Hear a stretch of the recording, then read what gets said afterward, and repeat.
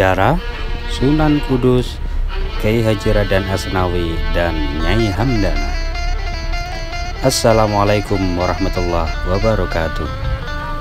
Komplek makam Sunan Kudus berada di bilangan Jalan Menara, Kauman, Kota Kudus, atau tepatnya di belakang Masjid Menara Kudus, berjarak sekitar 1,2 km dari alun-alun Kota Kudus.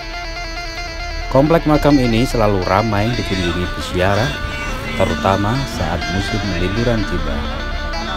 Di kanan kiri jalan menuju area Masjid Menara Kudus dipenuhi pedagang yang menjajakan oleh-oleh dan souvenir Islam.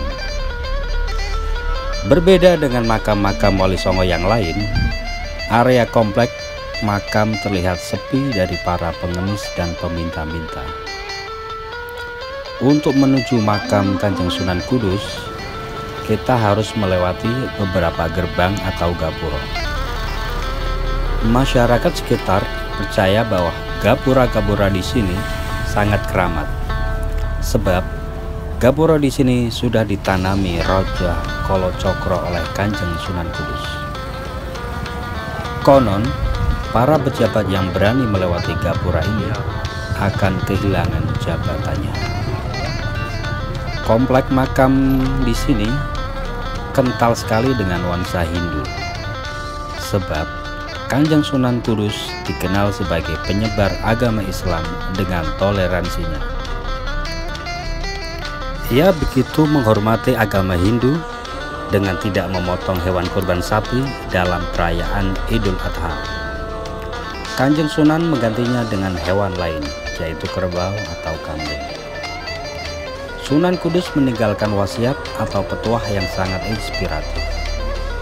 Petuah ini masih diamalkan oleh sebagian masyarakat Kota Kudus. Bagi mereka yang mengamalkannya, hidupnya diyakini bakal dijauhi oleh nasib sial dan didatangi dengan kebahagiaan dan kemuliaan. Wasiat tersebut adalah Gus Jigang, yang merupakan singkatan dari bagus, ngaji, dan berdagang.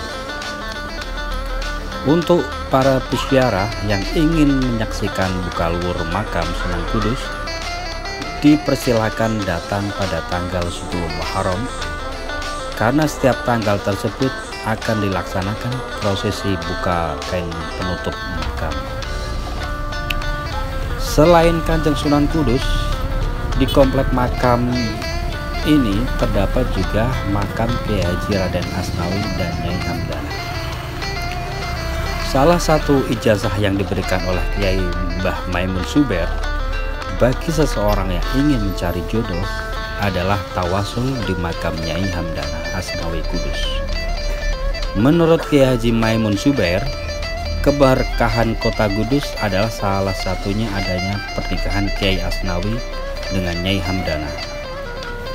Makam Nyai Hamdana sendiri berada di komplek makam Sunan Kudus, tepatnya berada di barat makam Kyai Asnawi Kudus, belakang mihrab Masjid Al-Aqsa Menara Kudus. Nyai Hamdana, istri dari Kyai Asnawi Kudus, salah satu ulama penting dalam sejarah berdirinya organisasi Nahdlatul Ulama.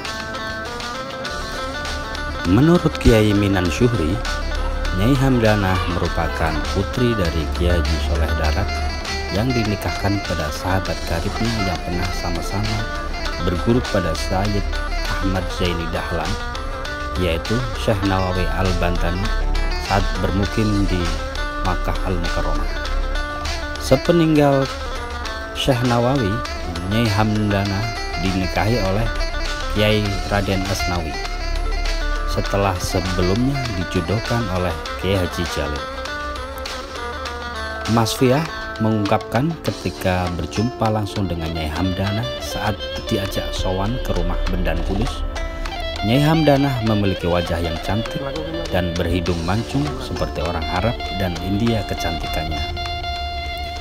Kisah tawasul jodoh ini sudah terbukti kebenarannya. Suatu ketika, ada seorang yang sedang bersedih ketika gagal menikah dengan calon yang sudah ia hitbah. Singkat cerita, wanita yang akan dinikahi secara tiba-tiba menolak untuk dinikahi. Alhasil, orang tersebut meminta saran kepada gurunya. Saat itu, gurunya teringat oleh ijazah yang diberikan oleh Mbah Maimun Zubair. Supaya dimudahkan dalam mencari jodoh, perlu bertawasul ke makam Nyai Hamdanah. Tak lama kemudian, orang tersebut dipertemukan dengan wanita idamannya, lalu menikah. Ketika bertawasul, hendaknya membaca doa, surat Yasin, dan tahlil. Jodoh sebagaimana rezeki adalah ketetapan dari Allah Subhanahu wa Ta'ala.